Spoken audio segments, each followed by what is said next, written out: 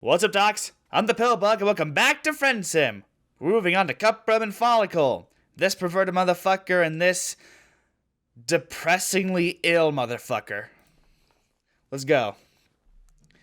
Wandering deeper into the city, you wash up on the shores of what looks like a rougher part of town. Comparatively, everything about Eternia is rough, but down here, the streets get narrower, dingier, the buildings are run down. Streetlights flicker, and the patrolling drones look less inclined to serve and protect, and more likely to shoot you and claim it as self-defense. Basically, real life in general. You haven't seen any tracks, but if you had, this place would definitely be on the wrong side of them. Again, empathetically, you don't know what you're talking about. Everything you know has been gleaned from exceedingly painful trial by fire, but this looks like the sort of place no one cares about except the people who live there. A noisy group of trolls spills out into the street up ahead, and you quickly duck behind a row of garbage cans. You have recently become gun-shy around in groups, especially since most of these guys look fancy and are wearing symbols of varying shades of blue. Not to generalize, but blue bloods are starting to freak you out. Everybody here messes with you, but the higher castes do it with a government sanction. These particular blue bloods all look as lost as you did several friends ago, gazing around varying flavors of bemusement and frustration. They glance nervously between each other and the looming buildings on either side. Why did that scare? Why did that scare me? Oh God, why? La la la. With a hot jolt of adrenaline, you realize you aren't the only person hiding in a pile of garbage. There's someone else. Two someones, actually. Gotta say, these fuckers' theme is gotta be my favorite. I'm a sucker for this kind of stuff, you know? Okay, yeah, I didn't skip anything. What you initially take as one large lumpy troll resolves on second glance into two smaller trolls, a girl and a boy. The girl is clinging to the boy's back, like a very greasy sloth. It looks like a pretty precarious position in your opinion. You've recently become an expert in falling down. They are both skinny and stringy, and damn, you thought that smell was from the garbage, but it might be them. La la la. Blue's just busy living their pathetic lives, walking out here their hives, straight into our trap. Idiots, never see it coming. You ask if they mean the trolls out on the streets. Probably you shouldn't just mind your own business, but when the fuck have you ever done that before? Also, it's nice to see someone besides you getting mocked for once. You kinda want to join in on the mocking. Who the fuck are you? Where'd you come from? A trash creature. Born out of trash? Well, so much for not getting mocked. These two are probably equal opportunity mockers, though. They mock everyone, kind of like Polypa had been with murder. They keep sniggering. You can't help thinking you are being called out.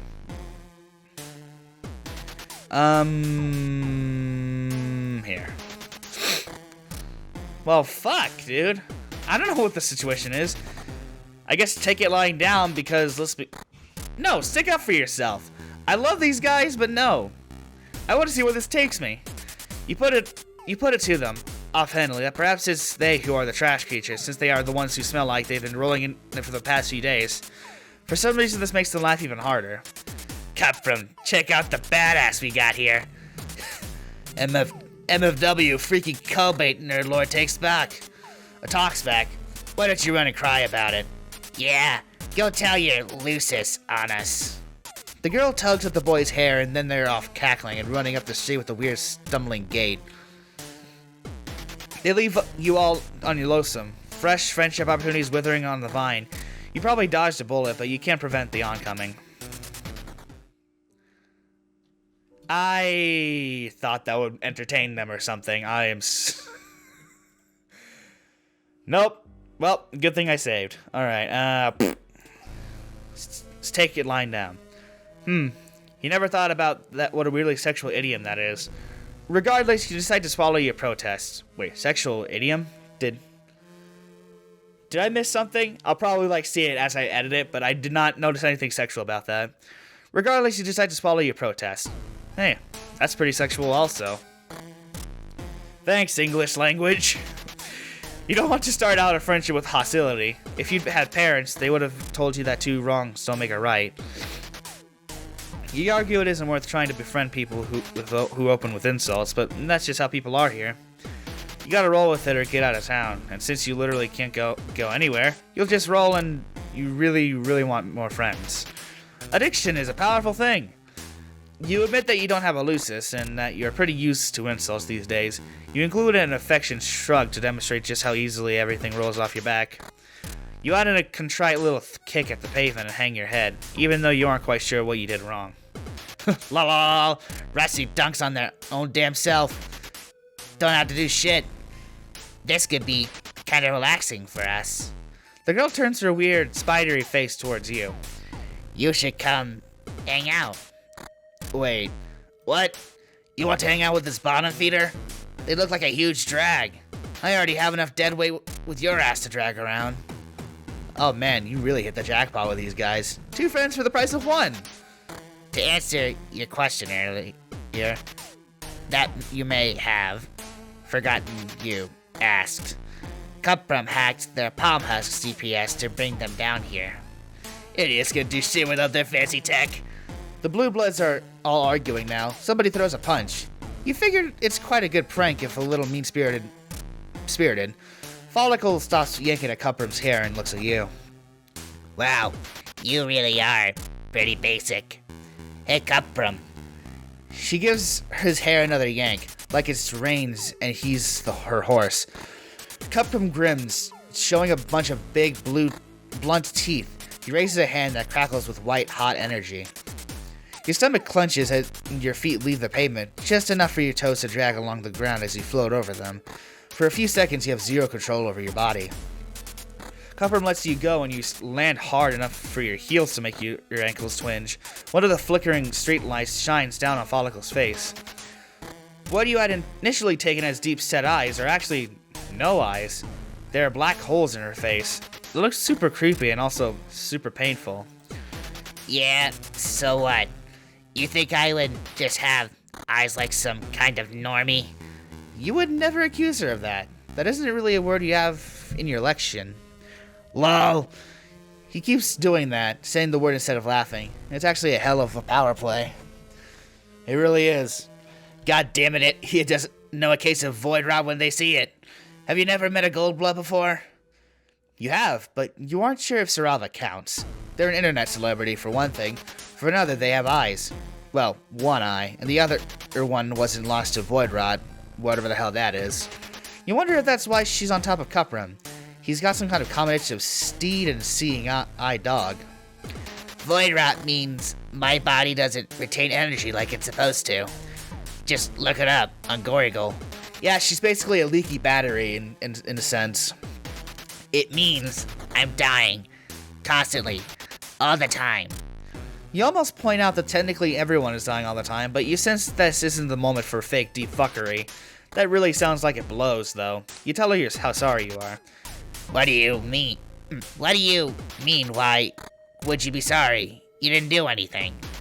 Besides, stand there, looking ugly. Idiot thinks it makes a difference. Like they think they actually matters, la la la.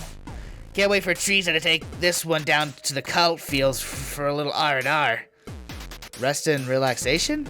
That sounds nice, actually. Rampage and rending. Wow.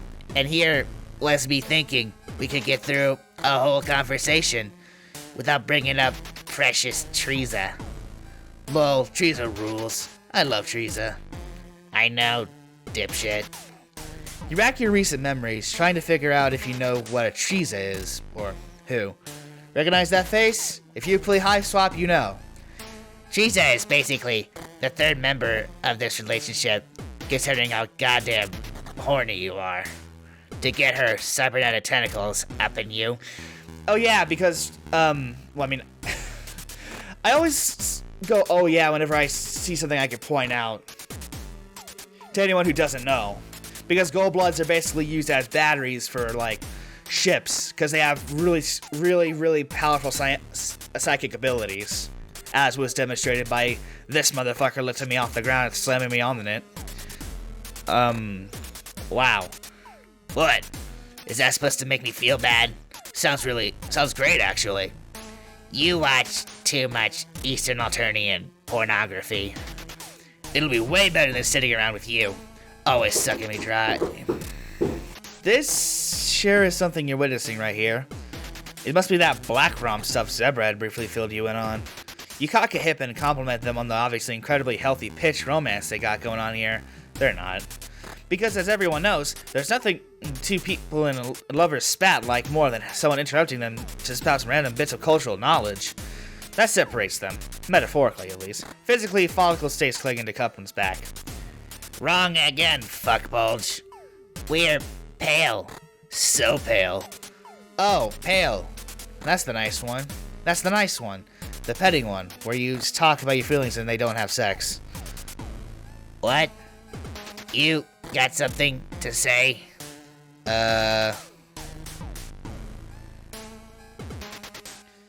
I'm just gonna... Okay, you guys seem like you have a wonderful, stable relationship. Right. Glad you understand. You don't feel great about this. It's not cool to tell lies, especially not with your new friends, but it's also not cool to nag your rad new friend's relationship, especially when you don't know how the fuck any of this stuff works. Honestly, you should probably come up with some sort of mnemonic for just how little you know about anything at all. You don't know what that means. You'll workshop it. Well, you seem okay. Obviously a huge normie freak, but okay. You wonder what kind of people Cuprum can be hanging out with if he thinks you look normal. At this point, you're, dressed in a bathroom, sunburned, slathered in sparkly lotion, and probably a bunch of other stuff you can't remember right now. His friend must look really wild. You hope whoever those friends are will be your friends too. You aren't picky about looks. The group of blue bloods out on the street, maybe they could use some friends too. You're getting the vapors at just the thought of all these potential connections. You start around the dumpster to find out. Cuprum grabs the back of your shirt. Where do you think you're going? Idiots try to make decisions for themselves. The decisions are bad. Nobody's fucking surprised. Lol. You point out that very respectfully that all these people look pretty lost and confused. You assume the prank is over now. Everyone can shake hands and go on as friends. This is idiotic, considering that you've learned about alternatives up until now. Not a prank. This is war. It's not over until all of them are dead or crying. Well, okay. As long as you aren't the one dead or crying. None of the Highbloods look too close to doing either, though. They're standing in a clump in the center of the street, nervous, but fine.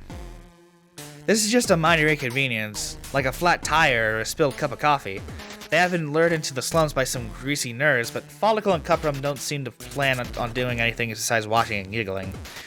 One of the blue bloods, a smallish girl with a sterling symbol on her hair, clips, is standing in a little part of the group, furiously texting.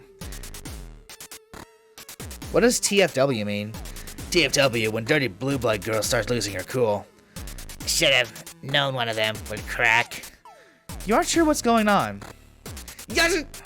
Still not great. Wiggler is calling the damn drones.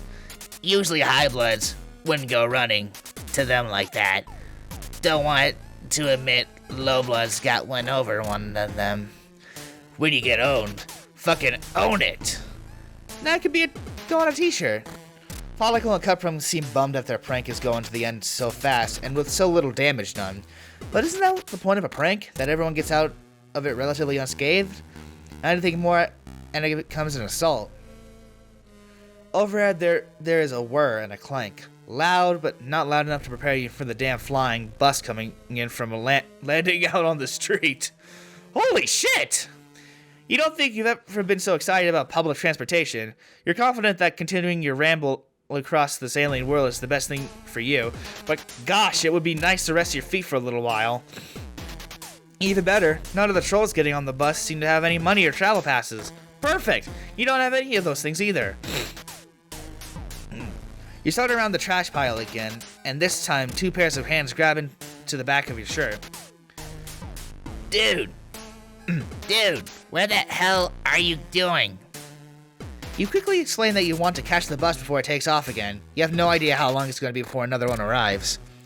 Follicle and Cuprum look at you like you're crazy. Well, Cuprum looks at you and Follicle looks kind of off over your shoulder. Can you call it looking if someone doesn't have eyes? Listen, I know we make jokes about the intelligence of everybody around us. It's just our thing. But are you actually mentally handicapped? You can't just get on a chartered scuttle buggy. That's for cerulean and up. Maybe teal, if they get the death wish. Ugh, this damn hemospectrum thing again. You really need someone to sit you down and explain exactly how all of this works. Preferably without calling you an idiot the whole time or hitting on you. It just seems so arbitrary. At least the oppressive power structures of your planet make sense. Well, no, they don't actually, but you're used to them, which makes them much better and more acceptable. No, it doesn't! Jesus! You hang back as all the Blue Bloods get on the bus.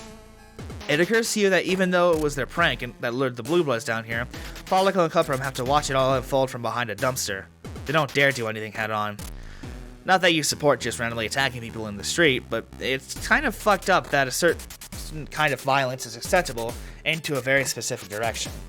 Judging from how easily Cuprum picked you up with his brain, he could easily hold his own in a fight, no problem. The bus takes off, blasting a backdraft that rattles the empty cans and crumbled bits of garbage in the gutter. Stillness descends on the alley. Wow, that was anticlimactic. Cuprum said they were calling the drones, but a bus came instead. Maybe calling the drones can mean a whole bunch of other things. Like calling 911 could be to report a robbery, assault, or someone's leg falling off. Or that's what you think until you hear the distant but quickly closing pound of a giant footsteps. Fuck. Time to go. Follicle wraps her arms more securely around Cuprum and he takes off. Like, literally takes off. At first you think he's wearing those shoes with the little wheels on the bottom.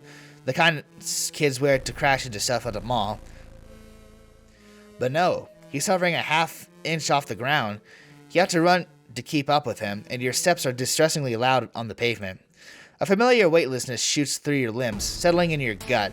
Energy crackles around you, picking you up off the ground and pulling you along behind them.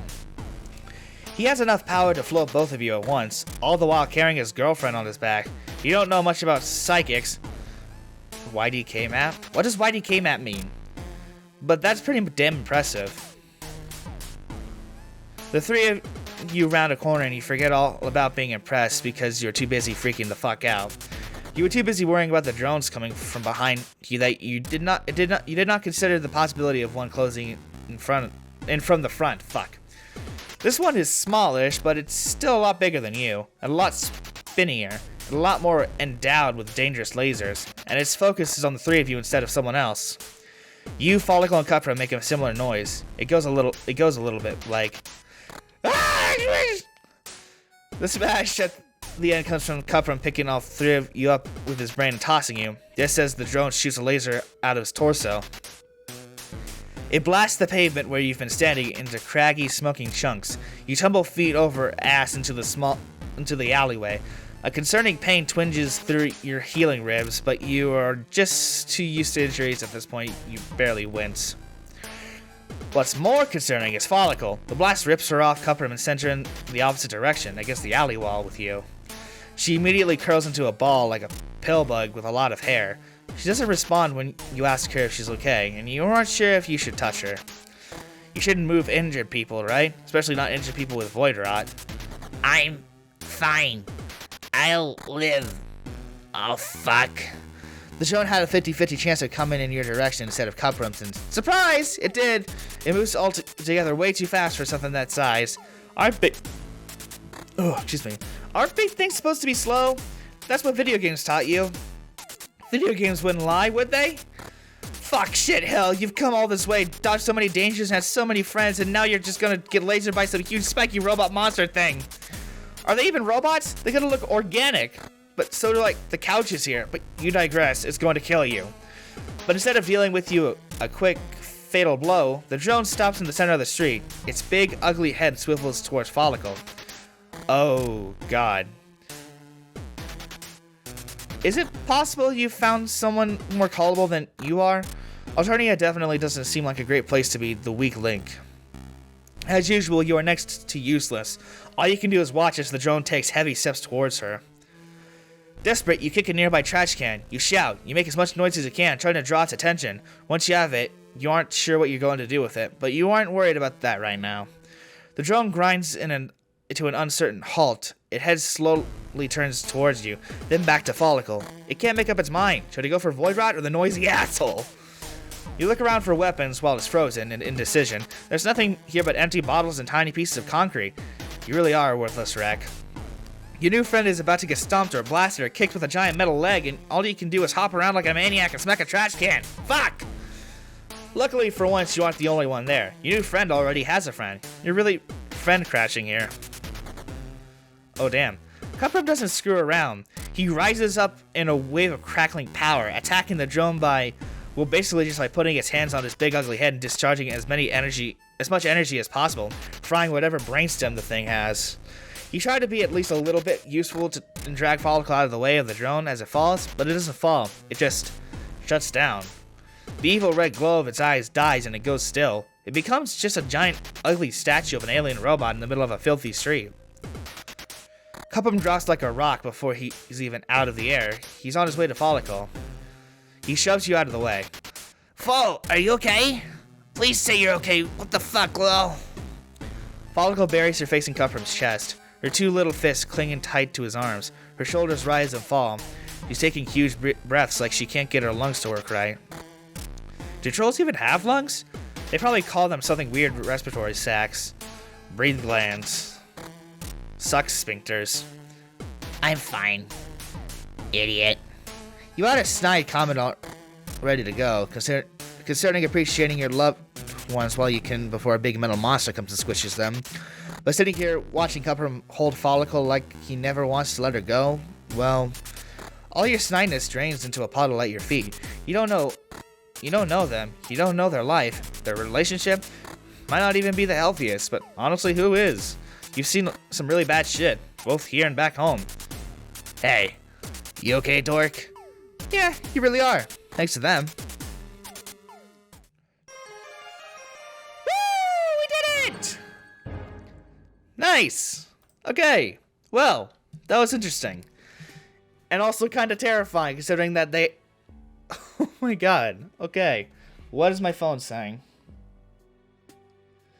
Oh. Okay. Whew. Anyways, well. Is my face red? It feels warm and it kind of looks pinkish in the camera. I'm not sure. But anyways, I'm going to leave this episode here. And next up we're going to do... What is we going to do next? I forget. These two motherfuckers. Anyways. Oh, and we're really close to two of my favorites. Yes! I love these two. But anyways. Thank you guys so much for watching this episode. If you liked it, hit the like button down below. And I'll see you in the next episode of whatever the heck I make.